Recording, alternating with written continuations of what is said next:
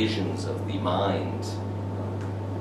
Philosophy uses a theory of truth which is descriptive. On the other hand, when we deal with ethics, we're dealing with a theory of truth that is normative, that is based not on a universal law of nature that explains phenomena, but is based on rules that are specific to different contexts, different societies perhaps, different religions, different groups of people within these societies. And that's why we speak of normative truths that we work with in ethics. We're going to come back because all of this is part of the foundations of philosophy, which I'm going to start looking at now. So, what is philosophical research? Well, it's true that even when we deal with the more positivist, descriptive aspects of philosophical work, basically we're dealing with a non-empirical approach to thinking reality. Why? Well, that's because most of philosophy's objects of study are intangibles, such as consciousness, the mind, the soul, perhaps, the body. Philosophy is particularly interested in the body, but it's not the biology of the body. It's not even exactly the organism. So, what is the relationship between ideas and truth with respect to consciousness, the mind, the soul, and also the body, and then the larger human community? Because mind, as opposed to the brain, is not something we can claim to be in possession of the individual. When we open up the head, we don't find the mind. Clearly we find the brain. So the mind seems to be a more collective type of entity, so to speak, as are ideas. Now within philosophy there's a debate about the origin of the mind, the origin of ideas. When the origin exists in some other sphere, then we speak of a type of realism, a realistic theory of the mind or ideas. But when they are part of the human creation, we speak of nominalism, nominalism indicating, of course, the use of names to give shape to things, which also underscores or emphasizes the importance of language in relation to our articulation of what the world is, or articulation of what reality is.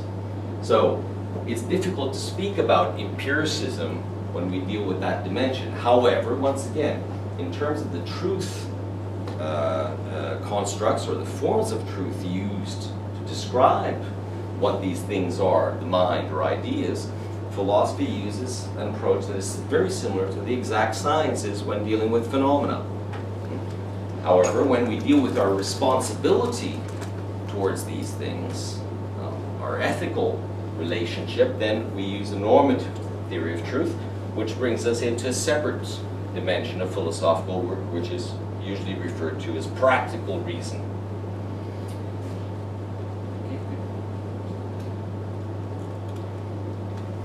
So, based on some of the things that I've been saying, we can identify some divisions of philosophy. We already touched on ethics. I began to touch on language. Language becomes a very important foundation or model for which to think of the mind in the from the 19th century onwards. Meaning in many philosophical theories, the idea begins to take shape that there simply do not exist ideas outside of language. That even if we imagine ideas without speaking them publicly, we're still using meaning and propositional contexts, meaning sentence structures in which we come to use words repeatedly, in order to understand these rather private ideas that we might be imagining.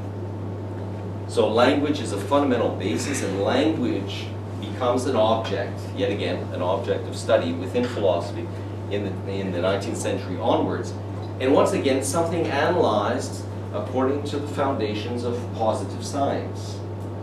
This goes in the direction of my argument that philosophy is not merely a human science. Philosophy deals with the fundamental nature of reality. And one of the traditional fields, subdivisions of philosophy in which the fundamental nature of reality is discussed is ontology or metaphysics. Metaphysics is articulated systematically first by Aristotle in a book called Metaphysics.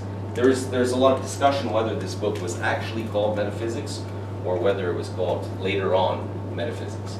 But regardless, within the book Metaphysics, particularly in the third book, referred to by the Greek letter gamma, there is the part on ontology. Ontology is the science of being qua being. The science of being as being. Okay. If we say in academia, we say qua using the Latin. Being qua being. Science of being as being. What is the science of being as being in Aristotle? The science of being as being in Aristotle is a science that can be reduced to the fundamental laws of logic, meaning the principle of identity, the principle of non-contradiction, meaning the same proposition cannot be itself and its opposite and still be true, and the principle of the excluded middle. It's called the excluded middle. A proposition can either be true or false, but not both at the same time. Also in this book, we find a discussion of numbers. And mathematics, philosophy have a common origin and a very long period of coexistence. The separation and conflict, let's say, between mathematics and philosophy is very recent. It begins only in the 19th century. However, affecting only certain parts of philosophical activity or certain traditions or national traditions of philosophical activity. Numbers, as we know from the ancient Greeks, before Aristotle, have an independent existence from human beings. The question is, where did numbers come from?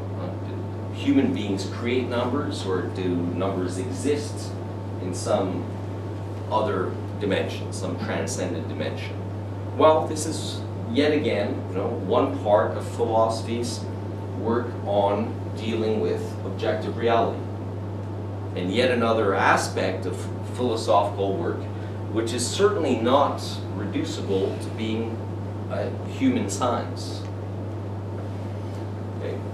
There are various questions on ontology happening today, but one of the important aspects of the ontological work in Aristotle that is now also somewhat of an independent science, but remains a fundamental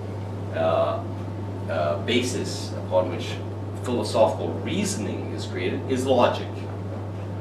Logic in the contemporary setting can be separated into a more formalistic logic and also argumentation theory. So what you're using in some parts of your work as you present a hypothesis or an assumption in the sense of a hypothesis, a proposition, a question that you're going to develop and you're going to try to prove, is something that will be made very clear, very convincing, and well defined by means of the application of models of logic, which are essentially formal models that we use to create a philosophical discussion.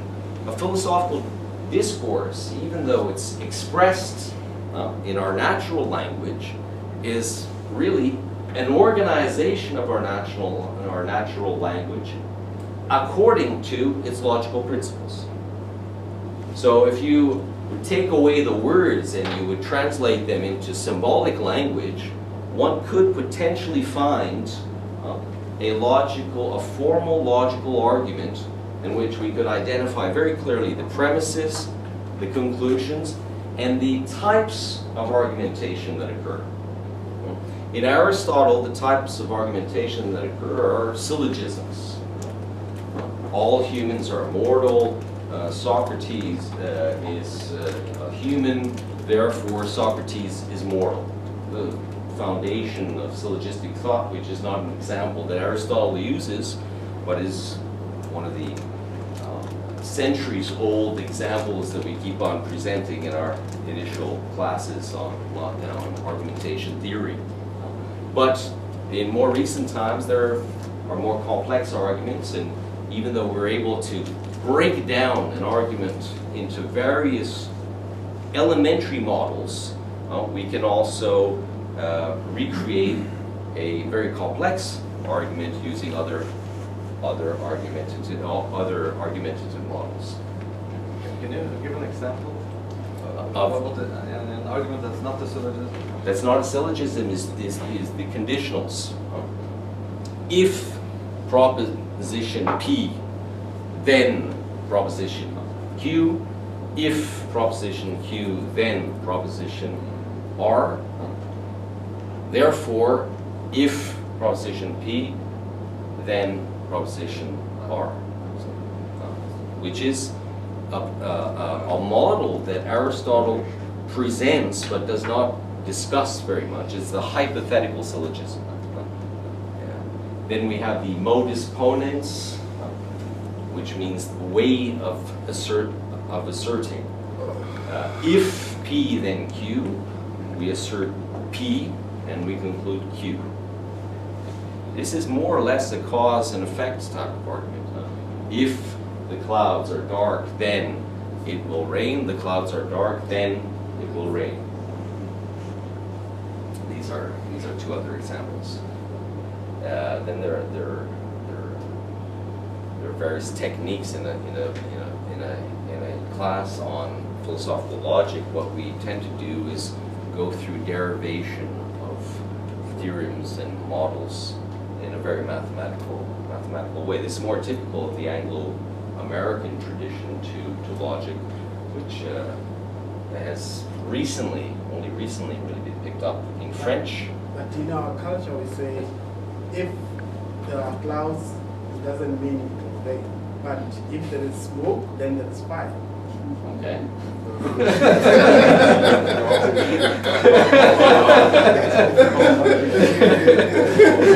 That's just an empirical saying in philosophy. For philosophy, whether the empirical data confirms the logical relation is secondary to the prevalence of the logical relation, because you repeat it in the second example.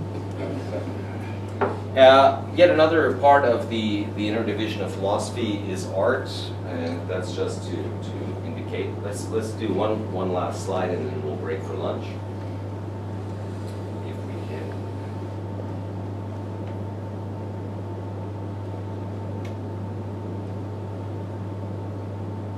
And by the way, I mean, in terms of the example you gave, in a strict logical analysis, we have to say that you're introducing a component that is not part of the initial modus ponens, because you use the component necessarily, right? And necessarily is an aspect of modal logic. So modus ponens, this basic logical structure, is used for centuries before the articulation of a new type of logic in which you introduce the terms necessarily, possibly. Because of course, when you use that type of Aristotelian logic, you have to try to reduce the arguments as you find them in natural language to sentences or propositions in which the verb will be to be, and the propositions will have to be declarations, because the idea is to create short sentences whose truth or falsehood can be determined easily. So you have to strip away metaphors, you have to strip away images, you have to metaphors, images, any type of ambiguities that would create some type of problem in the evaluation of a proposition's truth value. A proposition has theoretically 2 or 3 truth values. One truth value is true, the other is false, the other is undecidable. And so within philosophy, we find the area of ethics. Right? Ethics traditionally belongs to an internal division that begins with Aristotle and is really formalized by the German philosopher Kant in the 18th century, which is the division between pure reason or theoretical reason, which is the part of philosophy that I've been arguing is most similar to the practice of sciences in the exact science tradition. There is the other dimension of practical reasoning, which involves political thought to certain aspects of religious thought, certainly the part of religious thought that goes into the creation of a community, not the aspects of its theological construct. Within practical reasoning, there's also law, philosophy of law, theory of justice. We can say these days administration, public administration, business, and you have also other fields which are axiological, which involve aesthetics, the philosophy of art, within which we'll find literature and so forth, and ethics and morality. Now, the interdivision of ethics, as we have seen in recent decades, has suddenly created this subdivision called philosophical ethics. Well, philosophical ethics is nothing other than ethics as it has always been treated and discussed, meaning within the context of philosophy. Because, once again, ethics acquires its coherence by means of argumentation, by means of logic, by means of a certain relationship between means and ends, and also in relation to other concepts and categories that might be references or not. For example, the idea of the good. In Plato's philosophy, Plato who lived in Athens in the 4th century before Christ, Plato is convinced that philosophy is a method used to achieve an ascension towards the absolute good. Plato's philosophy really, at the time, represents a new religious proposal. It's a monotheism in the context of polytheistic Greece. It's a monotheism based on not a human figure of God, but a conceptual or arithmetic or geometric figure of God.